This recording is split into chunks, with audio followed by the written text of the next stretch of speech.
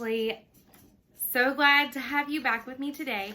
It is Easter today, so happy Easter to everybody. By the time you watch this, it's probably not going to be Easter anymore, but that's all right. So today's video is going to be another update about my dad. The last update that I recorded and posted here, I will link up here in this, the clickable eye up here so that you can go and watch it. If you have not seen that, go watch that video and then come back and join me here. It'll make complete sense if you watch that video first. So, my dad tested positive for COVID-19 about 3 weeks ago, almost a month ago. Later this week, it'll be a month since my dad first started running fever. And this next weekend, it'll be a month since my dad tested positive, got that positive test result back. If I remember where we left off in that video, it was my dad was in ICU, he was intubated, his lungs were full of fluid, and he had been transported from our local hospital to the hospital up in the city so that he could have the specialist care that he needed, including like a lung specialist and stuff like that. So on April 1st, my dad's blood sugar, my dad is a diabetic. He was a diabetic before all this happened. My dad's blood sugar shot up. We were told that the number was somewhere in the 400 range, which is really high for anybody. And so the doctors and the nursing staff were trying to work really hard to get my dad's blood sugar to come down. At this point, I believe they had started tube feedings through an NG tube. What that means, if you have no idea, is it is a tube stuck through your nose that goes down to your stomach, and they will push formula type feedings through that tube.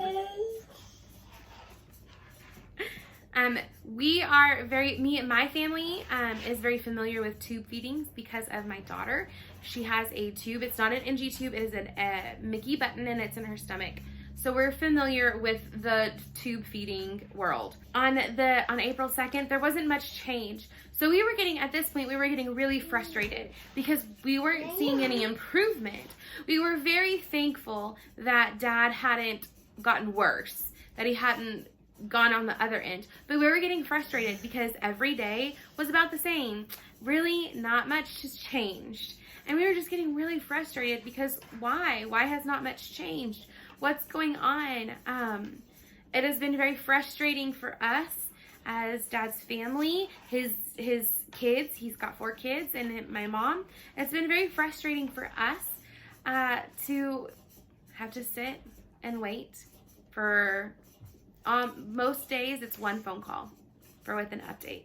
That's really, really hard to not be able to see him.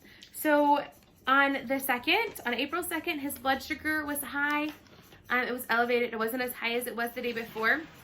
So they started him on an IV insulin drip, and then his blood pressure was really high too.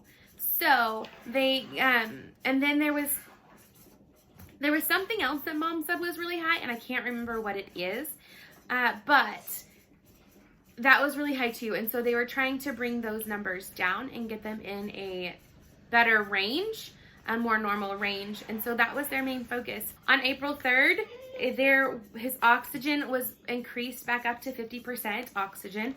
He was at 40% oxygen prior to that. They had gone down a little bit, and then they had to increase it back up. And then other than that, there wasn't really any change. His vitals were still all over the place. His blood sugar, the blood pressure, all that was still elevated. Not like dangerous levels or anything, but it was still elevated. So the doctors at this time thought that it would be best to give my dad some medicine that would temporarily paralyze his body. So on April 3rd, my dad was given medication to paralyze him until the medicine wore off. Okay, so it's not permanent. When Mom told me, I freaked out and I was like, what? They're like, Dad's gonna be permanently paralyzed? What in the world? And my mom was like, Ashley, no, that's not what this means. It's just a drug that they're going to give him to paralyze his body temporarily, so that his body can get the rest that it needs. I said, okay, no big deal. So that was on a Friday. Saturday, the 4th of April, Mom got to speak with the doctor on the phone. I had questions, Mom had questions, my siblings had some questions, and so we just wanted to get answers because we're not there. We don't get to be in the room when the doctors make their rounds, so we're not hearing everything. We're not hearing doctors' reports daily. We're not hearing updates from the nurse. We're not being explained anything as it goes. We're having to wait for one report, and that is so hard. So Saturday, April 4th, my mom got to speak on the phone with the doctor that was over my dad at the time. I don't know if he still is, but that was the doctor that my mom got to speak to. They changed, I have notes, so I'm looking at my notes. That's why I'm looking down. When Mom got to talk to the doctor on the phone, he told us that the COVID-19 virus attacks the cells in your lungs, and it causes those cells to become fluid and debris. And that is what's filling those lungs up with fluid. So that is why people who have the COVID-19 virus have pneumonia symptoms. Or they have pneumonia symptoms first and then are tested for the virus, because the virus attacks your respiratory system and causes your lungs to fill up with fluid and debris from the virus attacking the cells of your lungs. So Dad has damage to his lungs. We don't know if that is going to be permanent damage or not, based on the studies that the doctors know.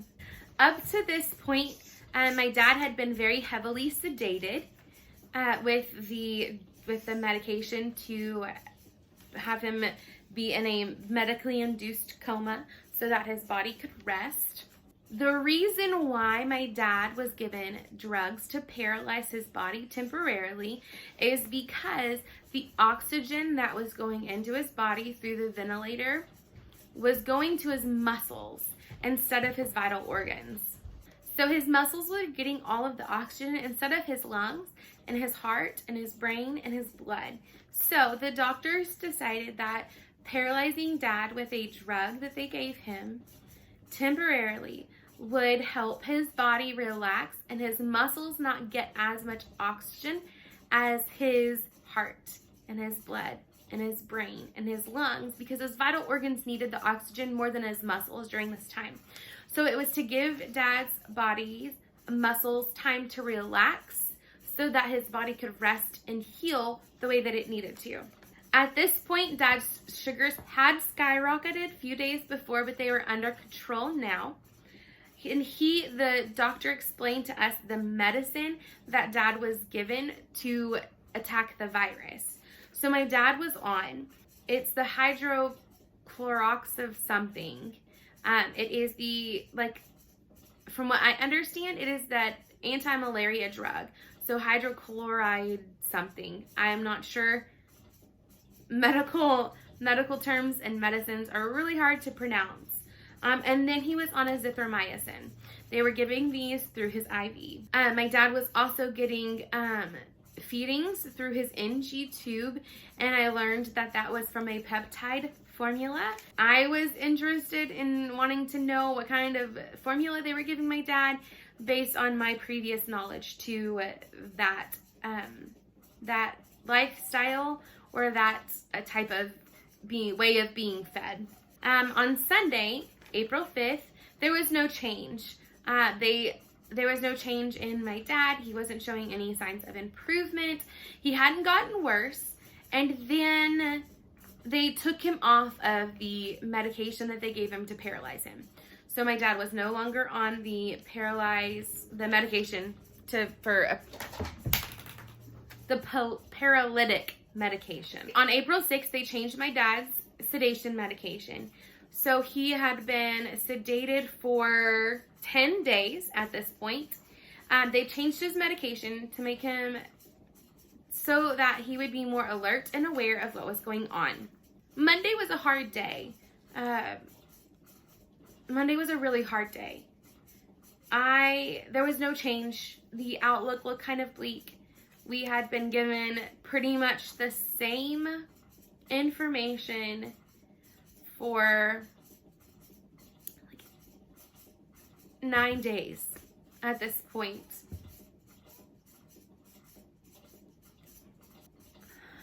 I remember my kids have, their school is providing grab-and-go lunches right now during this time. And I remember going and grabbing their lunches and calling my mom because I wanted some clarification on the update text message that she sent me and my siblings.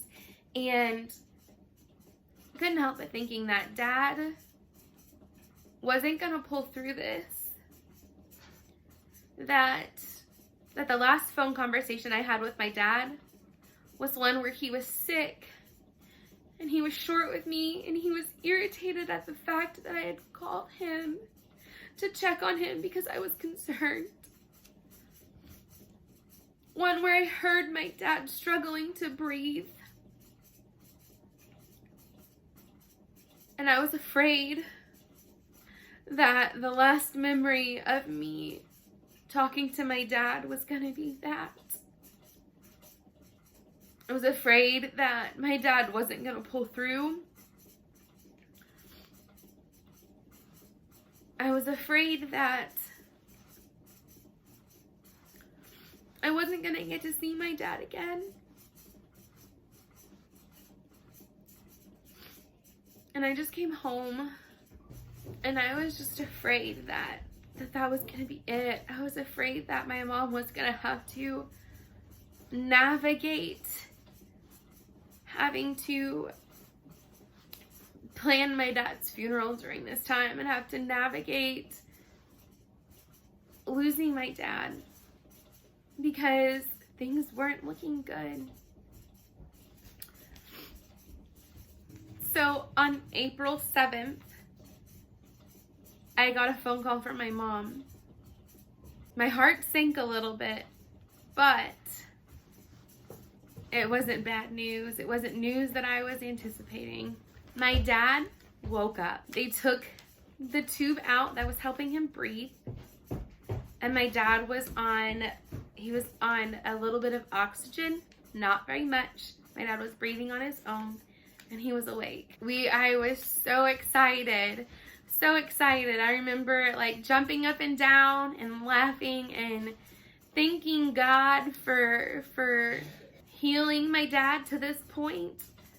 It was a turning point, and it was something that our family needed really bad at that time. On April 8th, therapy services were started, and they started talking about moving my dad out of the ICU room to a regular floor.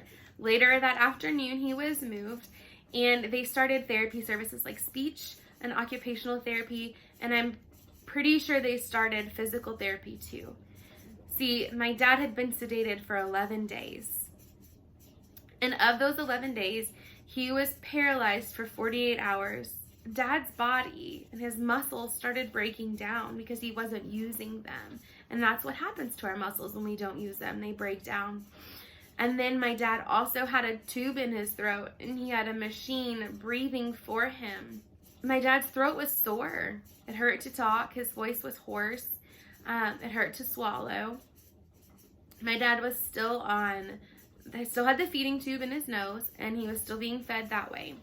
So between the night of April 8th and into April 9th, that overnight, my dad aspirated. What that means is that your food went into your lungs, or liquid went into your lungs. So this is a very scary thing for those in the medical field, or those who are medically fragile, those who have difficulty swallowing. Dad aspirated. And so some of his feeding, his liquid feeding, went into his lungs. That causes difficulties with your respiratory system, as you can imagine. So Dad was transferred from his regular room back into his ICU room so that he could be closely monitored and make sure that no complications came up from them aspirating that feeding. He was moved later that afternoon on the 9th. He was moved from the ICU floor back to a regular room because everything was just fine and he was off oxygen. On April 10th, that was Friday, so just a couple days from the time I'm filming this video, Dad was in a normal room and he got combative during the night and tried to pull out his feeding tube and his IVs and all of that. So they put restraints on my dad. This was something that was really hard for me to hear. I know that it was probably necessary. I know that my dad was probably agitated. Dad has mentioned several times that he's ready to go home. He just wants to go home. And so it's really hard to hear that my dad was put in restraints and that he was basically tied to his hospital bed because he became combative and wanted to pull things out. The nurse that came in that morning told Mom that she doesn't like to have her patients restrained to the bed. There's times where it's necessary. So when she came in, she took the restraints off Dad and put mittens on him so he couldn't pull anything out. I am very thankful for that nurse because nobody deserves to be restrained to a bed. But I understand that there's times where it's necessary. It's just really hard for me to imagine my dad being essentially tied down to a bed. He also told the nurse that morning that he missed my mom and that he missed his grandbabies and that he was ready to go home, that he just wanted to go home. Later on that day, my mom got to talk to my dad on the phone. It was a very short conversation because my dad is getting very tired very easily. So simple things like talking, after a couple of minutes, Dad's tired and his thought process slows down and things start getting really confusing. And so it's just short times. Mom got to talk to him a couple times on the phone that day. And she said that both times he said, "I'm ready to go home. Come pick me up." And she said, "I can't pick you up. You know, you're not ready to come home yet. The doctors and the nurses aren't going to let you come home just yet. I can't come get you." But he's like, "Yeah, but I'm ready, so come and get me." April 11th, that was Saturday, so this is Sunday today, yesterday. My mom got to talk to my dad several times. 2 of the times that she got to speak with my dad, I was with her, and she was able to put him on speakerphone. I was able to hear my dad talk, and I was able to talk to my dad too. Mom said, "Hey, Ashley's here. She wants to say hi. Would you like to talk to her?" And he said, "Yeah, sure." And so I got to talk to my dad too. He told us that he was going to get to go home Sunday or Monday. One conversation, he told us that he's ready to go home and that he is strong. Y'all, he is not strong at all. The nurse, I'm pretty sure the nurse told my mom that she has to hold the phone for Dad to talk because he can't hold the phone himself. He is just very, very, very, very, very weak, which is understandable after everything that he's been through. After being in a hospital bed for 11 days on medicine that makes you incapable of doing much of anything at all other than allowing your body's natural reactions to happen, your heart beating and your lungs going. So Dad's got a long road of recovery ahead of him. We were told that when Dad is transferred from the hospital, he will not get to go home right away. He will not be released from the hospital straight to go back home because Dad needs more care. He needs more therapy.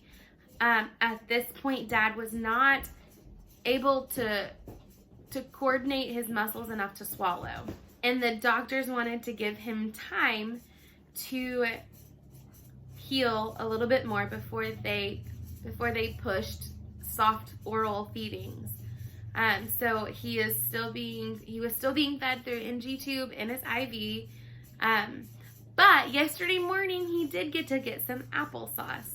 And I think he was a little bit excited about that from what Mom told me. He was being a little goofy about applesauce.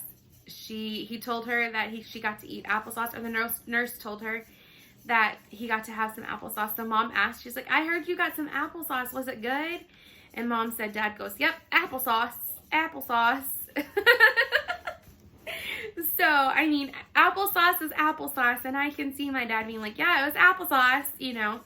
So that kind of made me giggle a little bit. So Dad did get to eat orally a little bit yesterday.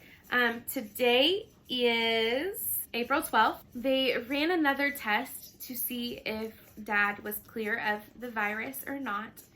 And Dad is not clear of the COVID-19 virus. Dad's test came back again, and he is still positive for the virus. There's not a whole lot of information out there in the medical community, from what I understand, about the characteristics of this virus and how this virus behaves. They are learning as they are going. They are learning from China and from Italy and what they have done. They're learning from their cases. From what I understand, the COVID-19 virus is kind of a case-by-case thing. What works for one case may not work for the next case, depending on the severity of the case. From what I understand, my dad's case got pretty severe. He's not completely out of the woods yet.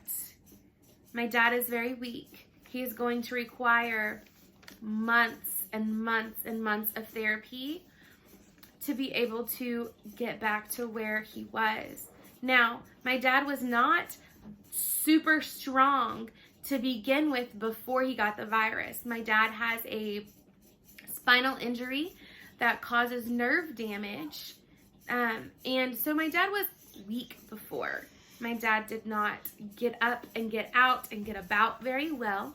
He had to use a cane to walk. So Dad has a long road ahead of him just to get back to where he was prior to having the virus. That may mean that Dad has to go to an acute care rehabilitation center for a long time until he's able to function better on his own. So Dad has a very long road of recovery. This time has been very difficult for our family. There's been many days where we questioned whether or not Dad was going to pull through. We wondered if Dad was strong enough to be able to make it to the other side of this virus, to make it to the other side of being sedated. And he has. He still has to fight. We are very thankful for my dad's stubborn attitude. My dad is a very stubborn man, and right now, most of the time, we're not very thankful for his stubborn nature. But right now, we are very thankful that my dad is stubborn, because he is just stubborn enough to not let something like this get him down, not let something like this virus and the complications to this virus affect him in a negative way. Please continue to pray for my dad, as there is a very long road of recovery ahead. And we thank each and every single one of you for prayers that you have prayed on behalf of my dad and for my family. Your prayers have touched heaven. Your prayers have touched God. Your prayers have moved mighty mountains. And we thank you so much. Your prayers have allowed us to have peace in the midst of a struggle, for us to be able to feel love in times where we can't be around people that we would normally be around. Thank you so much, and thank you for the continued prayers. Remember to keep practicing right now social distancing. to keep practicing safe practices of washing your hands and disinfecting your houses. I know that this time is tough, but trust me, you don't want to have to go through what my family has gone through during this virus because you didn't take the precautions that you should have. Thank you so much for listening to this video. I didn't say this in my last video because it's a very sensitive topic, but I'm going to say it now. If you are here and you have watched my videos, please give this video a thumbs up. Leave a comment in the comment section down below if you feel like it. You can subscribe to my channel to catch more updates of my dad, as this is going to be a long road of recovery for him, as well as catch any other stories on my story about our having a child with special needs. Y'all have a great and blessed day. Bye.